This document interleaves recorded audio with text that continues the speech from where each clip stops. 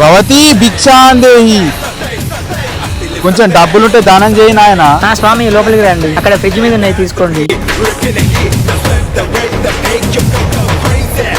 నాయనా ఇడేం డబ్బులు లేవే, ఇడేమో పాంప్లెట్స్ ఉన్నాయి. అవి వంచితేనే స్వామి పైసలు వచ్చేది నీకు. అవి దేని గురించి నాయనా? నేను చెప్తాను.